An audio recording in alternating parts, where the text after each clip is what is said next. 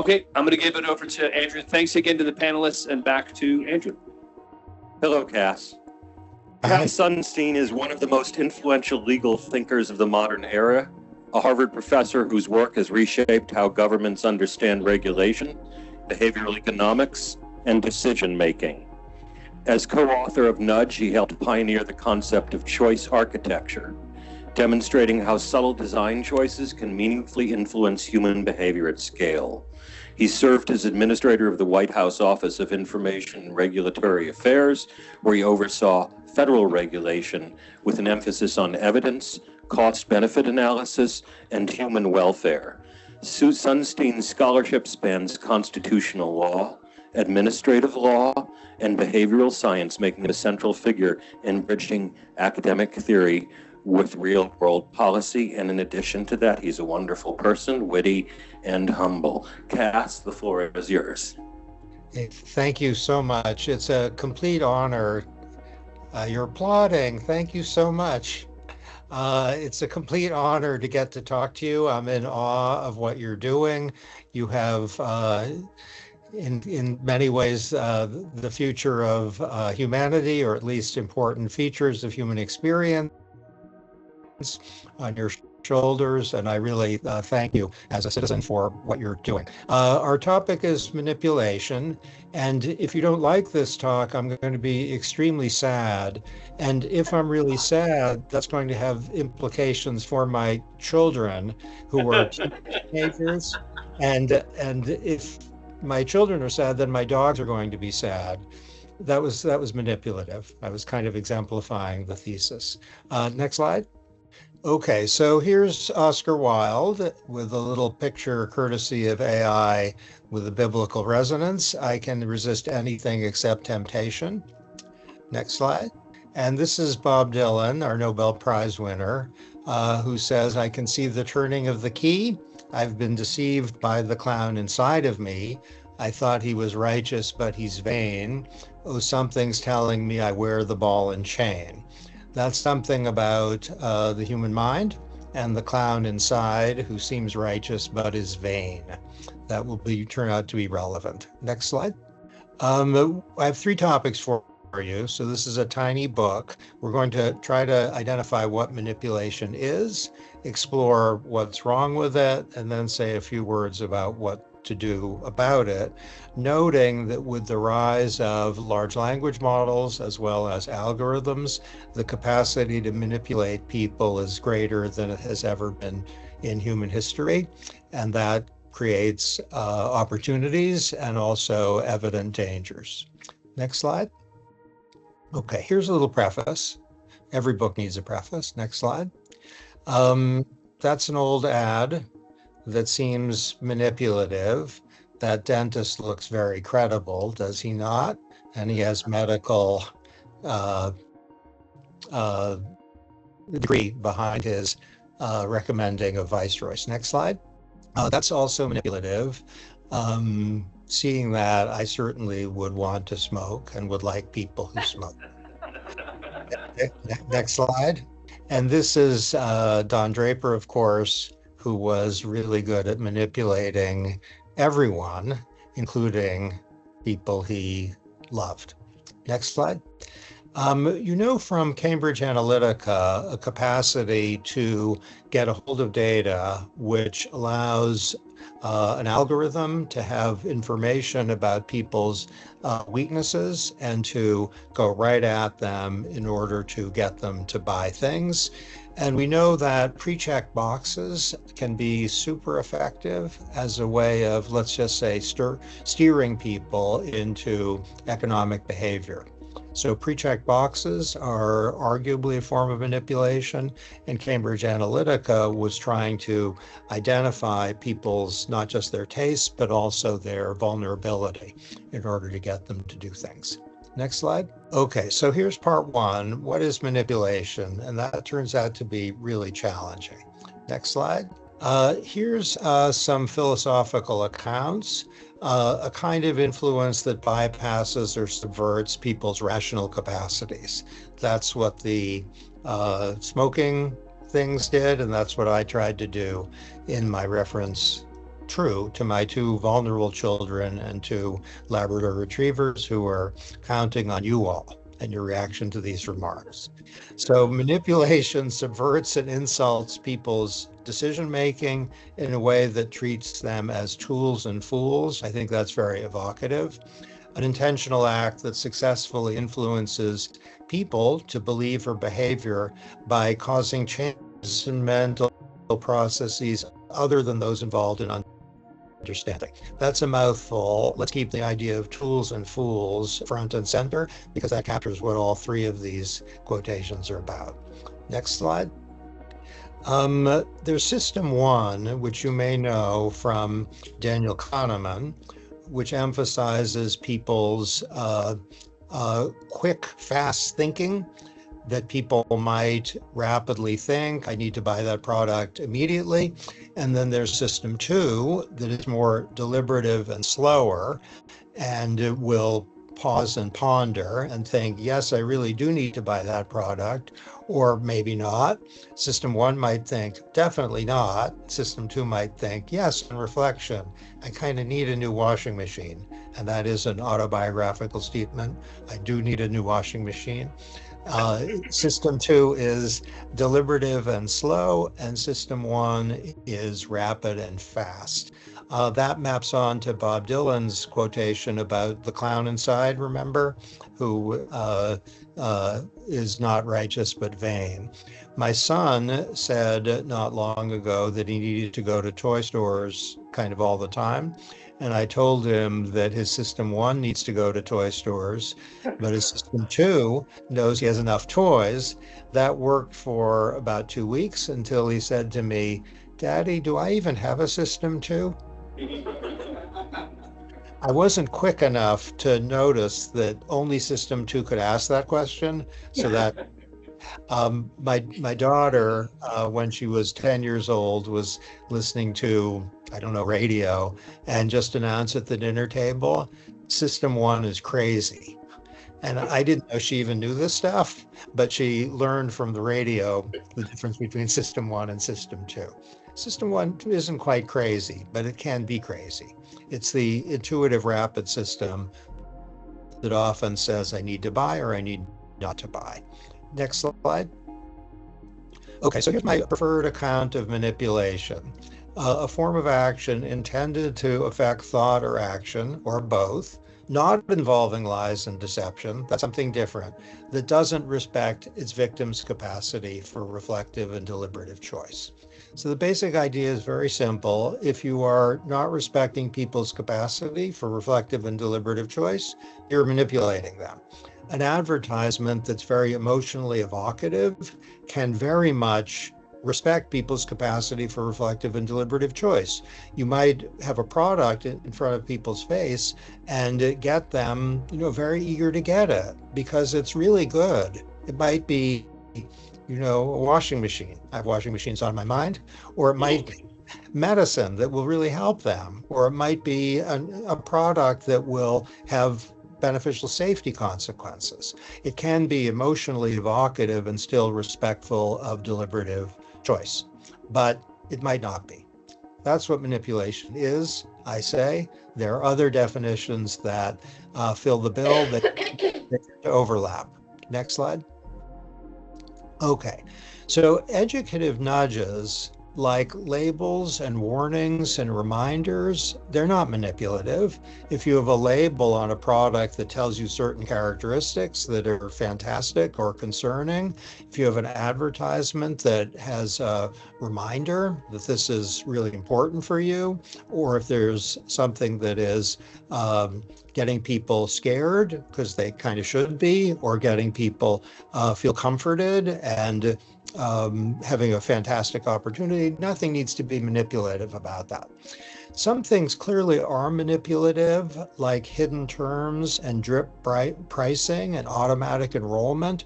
All those things are likely to be manipulative because they're getting people to do things without respecting their capacity for choice. Some things are borderline, such as graphic warnings, telling people you can cut your risk by 100%. That might be manipulative if the background risk is, say, 1 in a million, and you can reduce it to 1 in 2 million. Right? That's not that great, but it does cut the risk by 100%. Those are borderline. So now we have a framework, and we have some things that fall on either side of the line and some things that are borderline. Next slide. Okay, now we have to explore what's wrong with manipulation, or now we get to explore what's wrong with manipulation since we have an understanding of what it is. Next slide. Okay, one way into it is to ask what's wrong with coercion, what's wrong with lying, and what's wrong with deception? What makes those things bad? Next slide. You might say there are 4 horse people of the apocalypse. Next slide. And the horses are coercion, deception, lying, and manipulation. Those are the 4. I like horses, but these are kind of dangerous. They're stallions. They might stampede. Next slide. Okay, the first thing is that they don't respect people's dignity. They don't show respect for people. They treat people as objects, not as subjects. They treat people as means, not ends. So the great philosopher of kind of the evils of the 4 horse people is Immanuel Kant, who emphasized dignity. And when we've been manipulated, we often might kind of smile and nod and say, that was good. Or we might think, in some cases, we haven't been treated with respect. So that's an offense that manipulation imposes. The advertising context, you know much better than I. It's really complicated. Yes. Very glad you heard this talk so I could announce that. The complication of advertising is partly that people know that you're trying to sell things, and that softens the objection to manipulation.